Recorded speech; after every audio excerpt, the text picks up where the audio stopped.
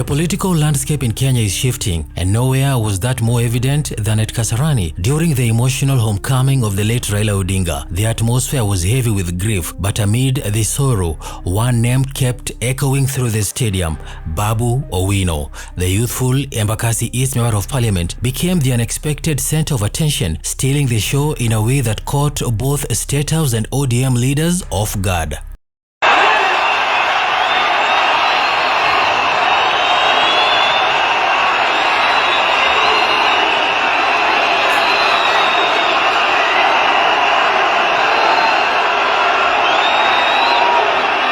When Raila Odinga's body arrived from India, thousands gathered to mourn the man who defined Luo politics for decades. Yet, in the thick of emotion and political symbolism, it was Babu Owino who electrified the crowd. The chants of Babu, Babu swept through Kasarani like a wave, drowning out even the seasoned voices of older politicians who tried to calm the crowd. What was meant to be a solemn reception quickly turned into a display of raw political energy that left ODM insiders whispering and Ruto's camp watching closely.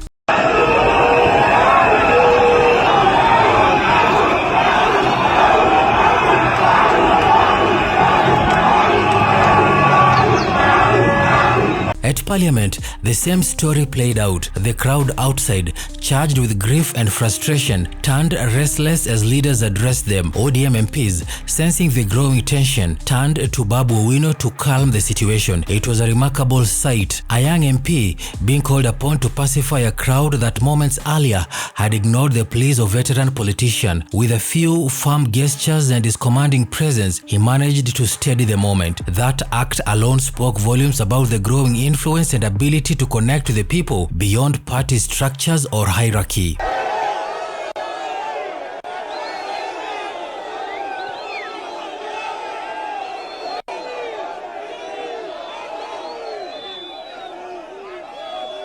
For a long time, Luo politics has revolved around one towering figure, Raila Odinga. His word was law, his decisions final. But with his passing, a vacuum has emerged, and the scramble for his political inheritance has begun in earnest. The Luo nation is searching for a new voice, a new face to rally behind, and whether the old guards like it or not, Babu Owino is emerging as that face. The irony is not lost on anyone. Once dismissed as a loud, reckless student leader, Babu has transformed into one of the sharpest political tacticians of his generation. His speeches, mixed with wit, anger and ambition, resonates with the youth who feel sidelined by the same old faces. His command of the street language and his ability to move crowds makes him a force that cannot be ignored. The establishment, both in ODM and State House, is beginning to realize this uncomfortable truth. Babu kwa sababu no ngilitosha. Yoantie. Game ni 90. Ongebua.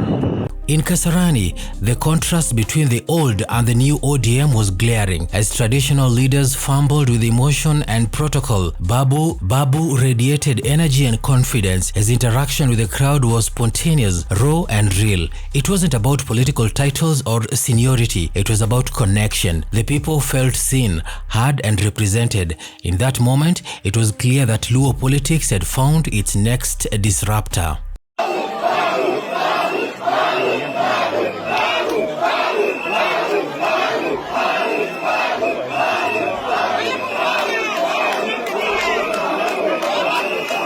What makes the situation more complex is a growing discomfort within ODM itself. Senior party figures, long accustomed to questioned loyalty, are watching uneasily as the tide turns. The same youth who once served as foot soldiers for the party are now rallying around Babu. His online presence, unmatched grassroots reach, and fiery rhetoric have made him a political brand in his own right. ODM, which has always prided itself on unity under one leader, now faces an identity crisis.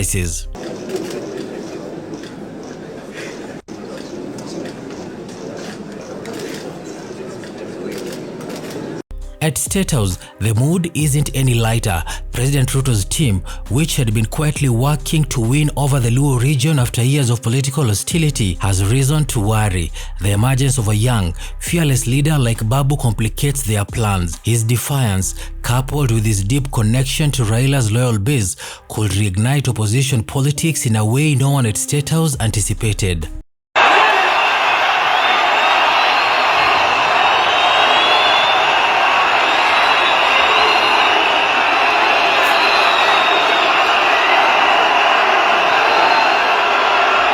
The Kasarani scenes were more than just mourning, they were symbolic. They revealed a shift in the political pulse of the Luo community and perhaps the entire opposition space. Babu Owino stood not just as a mourner, but as a potential heir to a powerful legacy. His gestures, his confidence, his control of the crowd, everything pointed to a man stepping into a role that fate had seemingly reserved for him. Babu, waonge washiki Babu. Babu bro hero. Kamano. Asante sana. Asante. Whether ODM accepts him or not, whether State House fears him or not, one thing is certain: Babu Owino is no longer just the noisy MP from Embakasi East. He has become a symbol of restless generation, one that refuses to bow to the old political order. His rise is not through the party corridors or boardroom deals. It is through the streets, through the hearts of the people who have lost faith in slow politics. The future of Luo politics may have just revealed itself at Kasarani, not through speeches or declarations, but through the spontaneous roar of the crowd. The question is no longer whether Babu Owino wants to lead, it is whether the political establishment is ready to face him.